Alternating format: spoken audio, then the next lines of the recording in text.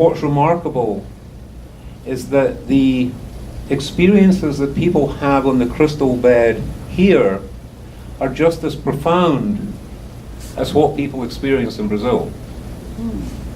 They're just as profound as what some people experience when they go in front of John of God. Let me make it clear that not everyone that goes in front of John of God has an instantaneous, miraculous everything. Quite the opposite. They say only about 2 to 3% of people have the type of miraculous change in their physical condition, but that everyone is on a continuum. And that when the physical healing happens is not really understandable at once in one sense. The healing may have to occur on many different levels, and if people go down to John of God and they're filled with bitterness and hate and resentment and they're really pissed off with themselves and everybody else, it is very possible that until that changes, nothing else will.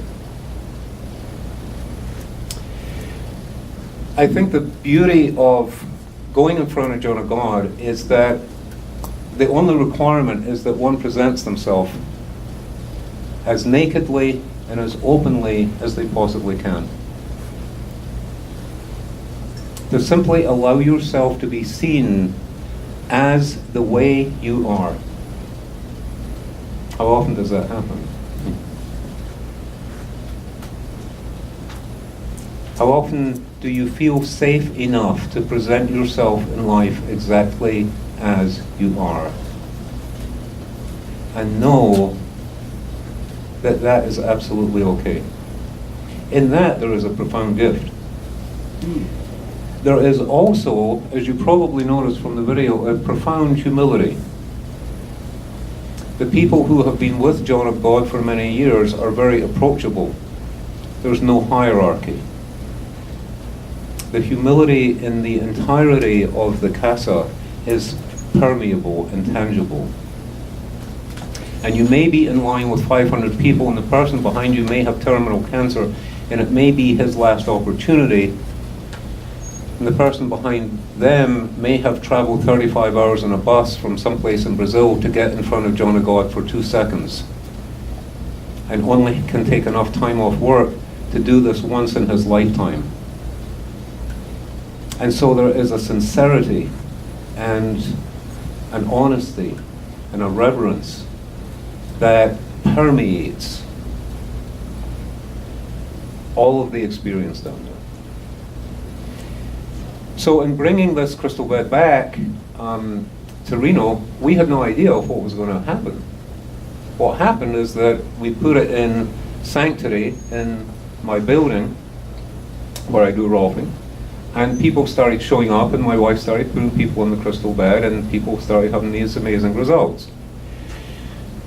And Oshin had graduated from college in June of last year, and my wife and I suggested, why don't you go down to Brazil and spend a month with John of God? Which he agreed to do, wanted to do. And that was last August, last September.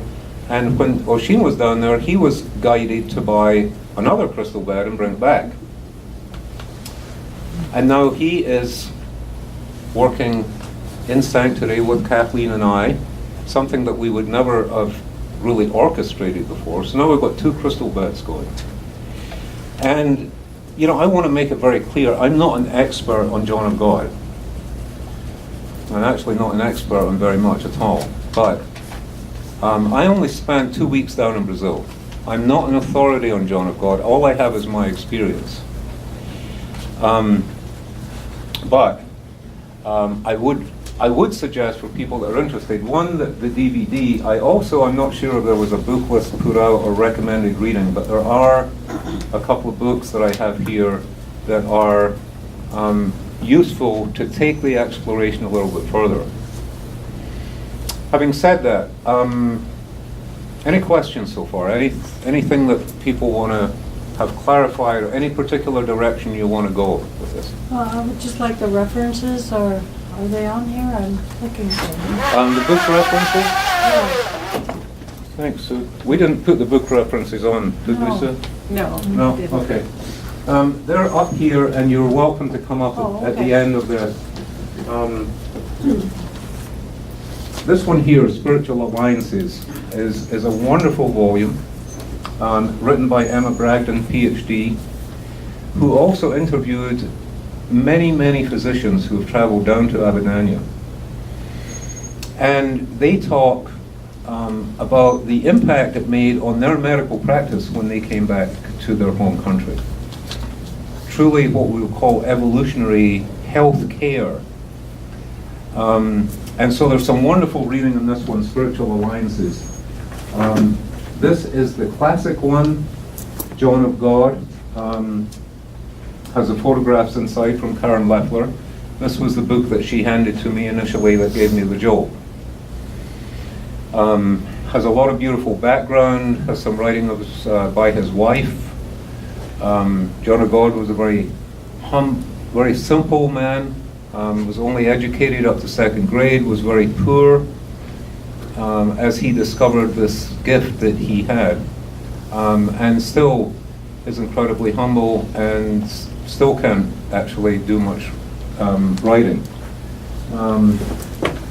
There's also this one, The Miracle Man. I'm not sure that's available. It's one I got down in Brazil, and there's a really beautiful piece on the back here. It says, a man dies in hospital from cardiac arrest.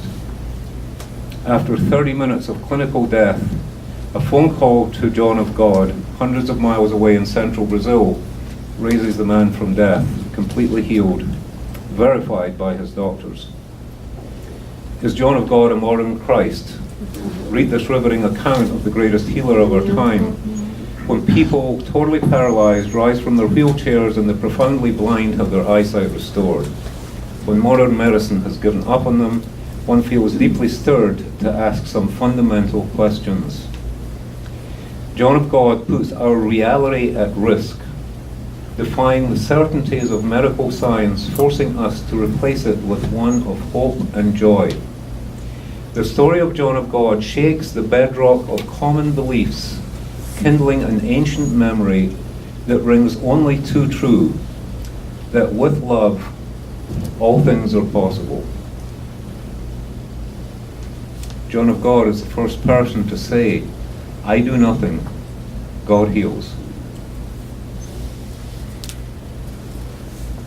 And I think each of us have to confront our potential limitations of what we think God can do or not.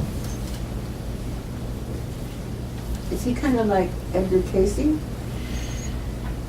I wouldn't say he's kind of like Edgar Casey. I would say that Edgar Casey had a gift. I think that Edgar Casey brought through information from a source as John of God accesses a source, but the application of that wisdom is brought in a different way. Edgar Casey was much more about giving people information as to what they could take to make themselves well. Right. John of God is a medium. Edgar Casey was, they called him a sleeping prophet, and he certainly would bring a voice through. John of God has the ability to leave his body, allow another entity, another being to come into his body, and as you could see on the DVD, there was 2 or 3 different entities that had incorporated, and you can see how John of God's face changes. So his gift is a gift of mediumship to allow his body to be used as a vehicle. Apparently he is one of the more, or if not the most profound medium, meaning that he can allow one entity to come in and then leave, and another entity can come in depending on what the person in front of him needs. And I just happened to meet John of God very, very briefly. He was having lunch, and I hijacked him when he was coming out of the restaurant to get a photograph taken, and that was the man. It was John of God, the man. And I think John of God, the man, was pissed off that I asked him to have my photograph taken with him, because he was having a private meeting, and he looked, a little bit rough. And, when I saw him 2 or 3 different times when he was working, it was a totally different person that was there. which is quite remarkable.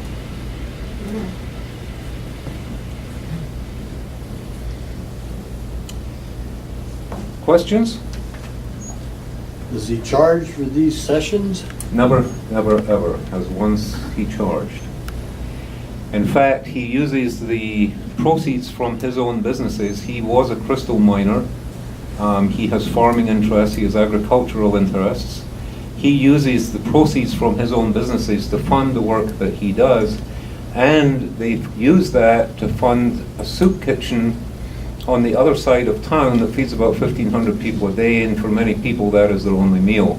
Also, everyone that shows up in front of John of God that day is given a bowl of soup before they leave, because for many of the Brazilian people, having traveled on the bus for 30 hours, they get their bowl of soup and then they're back on the bus. Donations are welcome, but they are not really in your face. I think I saw 2 small donation boxes the whole time that I was down there. Yes?